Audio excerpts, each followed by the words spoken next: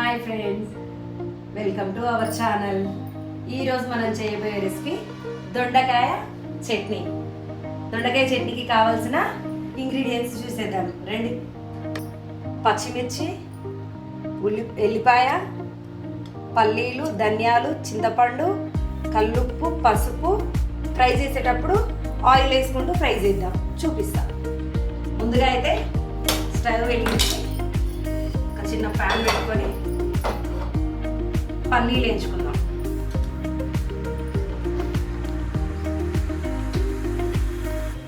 ముందుగా అయితే మనం తీసుకున్న పల్లీలను వేసుకోవాలి. చెట్టి కదా,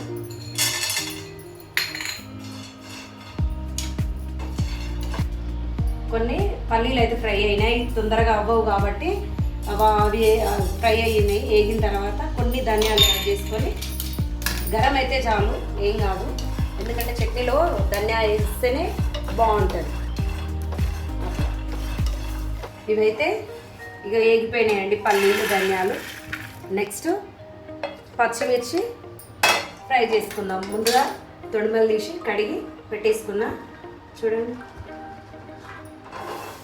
కొంచెం ఇవి ఫ్రై చేసుకునేటప్పుడు ఆయిల్ వేసేసుకోవాలి, మంచిగా ఫ్రై అవుతాయి. మిర్చి అయితే మనకు ఫ్రై అయిందండి, కొంచెం ఆయిల్ యాడ్ చేసుకుందాం, తొందరగా ఫ్రై అయిపోతుంది మిర్చి అయితే. చూడండి, కొద్దిగా ఎక్కువ అవసరం లేదు. ఈ విధంగా అయితే కొంచెం ఆయిల్ యాడ్ చేసుకుంటే బాగుంటుంది, ఫ్రై తొందరగా అయిపోతుంది అన్నట్టు. అయిపోయింది, ఆల్మోస్ట్ ఫ్రై అయ్యింది. ఆలోపు మనం దొండకాయ కట్ చేసి పెట్టుకుందాం. మనకు మిర్చి అయితే, పచ్చిమిర్చి అయితే ఫ్రై అయిపోయిందండి. ఇది పక్కకు తీసుకుందాం. చూడండి, ఇదైతే ఒక ప్లేట్లోకి తీసుకుంటాం. చూడండి, ఇప్పుడైతే మనం పచ్చడికి దొండకాయలు అయితే కట్ చేసుకోబోతున్నాం. చూడండి, మనమైతే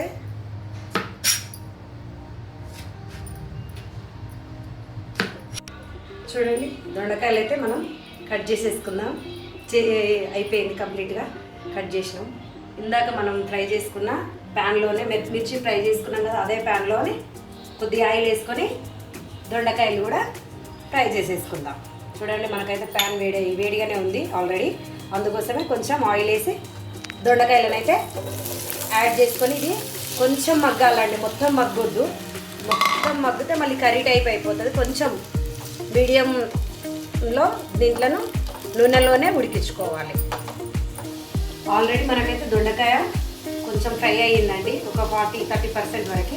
కొద్దిగా జీలకర్ర, కొద్దిగా పసుపు, ఎందుకంటే మనం డైరెక్ట్ చట్నీ నూరేటప్పుడు వేస్తే కొంచెం పసుపు వాసన వస్తుంది. ఇది కూడా ఫ్రై అవ్వాలి అని అంటే మనము దొండకాయలు ఫ్రై చేసేటప్పుడే వేసుకుంటే అయిపోతుంది. కొద్దిగా ఉప్పు అండి, ఎందుకంటే పీసెస్కి సాల్ట్ అనేది పట్టుకుంటే కొంచెం టేస్ట్ ఇంకా బాగొస్తుంది, అందుకోసమే.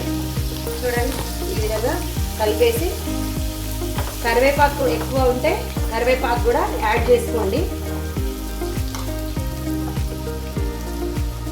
నేనైతే కొంచెం వేసుకున్నా. ఇవన్నీ వేసి మంచిగా ఫ్రై చేసుకోండి. ఇది కూడా మనకైతే దొండకాయలు ఫ్రై అయిపోయినాయి, స్టవ్ ఆఫ్ చేసుకుంటున్నా. ఇవి రోట్లో పచ్చడి మనం దంచుకుందాం. ఇప్పుడు చూడండి ఫ్రెండ్స్, మనమైతే ఇప్పుడు పచ్చడి దంచుకోబోతున్నాం. రోట్లో దంచుకుంటే టేస్ట్ బాగుంటుంది కాబట్టి ముందుగా అయితే మనం ఏంటి పెట్టుకున్న పల్లీలు, ధనియాలు రోట్లో వేసి దంచుకుందాం.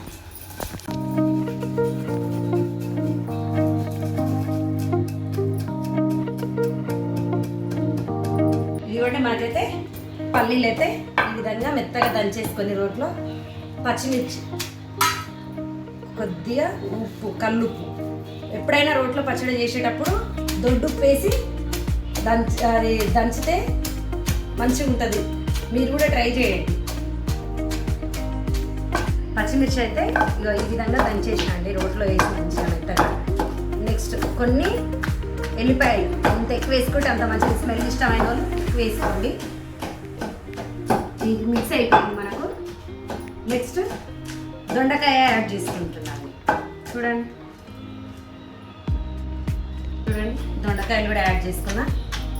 ఈ విధంగా అయితే దంచేసుకోవాలి.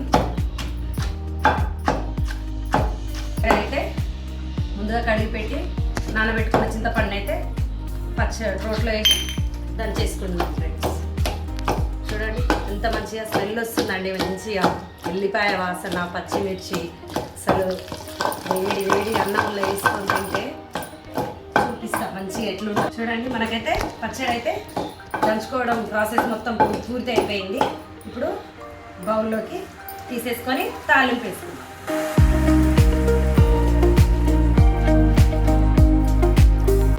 చూడండి మనం తాలింపు వేసుకోవడానికైతే పొయ్యి వెలిగించి ప్యాన్ పెట్టి, చూడండి మనకైతే ప్యాన్ అయితే వేడైపోయింది. ఒక చిన్న కప్పు ఆయిల్ అయితే తీసుకున్నా, కొంచెం జీలకర్ర, ఆవాలు, పోపు గింజలు అన్నట్టు అవి వేసేసుకొని ఒక 3-4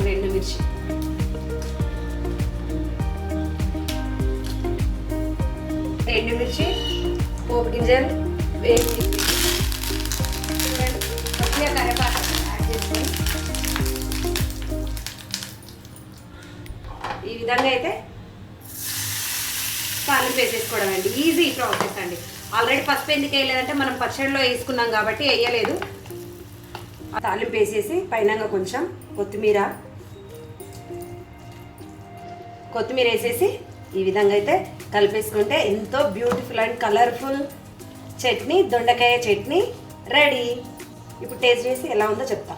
చూడండి వేడి వేడి అన్నం, వేడి వేడి పచ్చడి, దొండకాయ పచ్చడి అయితే రోటి పచ్చడి మనకు రెడీ అయిపోయింది. టేస్ట్ చేస్తున్నా. చూడండి కలుపుకుంటేనే స్మెల్, జీలకర్ర, కరివేపాకు ఆ టేస్ట్ ఒక రకంగా వస్తుందండి. స్మెల్ అయితే టేస్ట్ ఎంత బాగుందో, చాలా అంటే చాలా. మీకు నచ్చితే పైనుంచి కొంచెం నెయ్యి వేసుకోండి, ఇంకా చాలా బాగుంటుంది.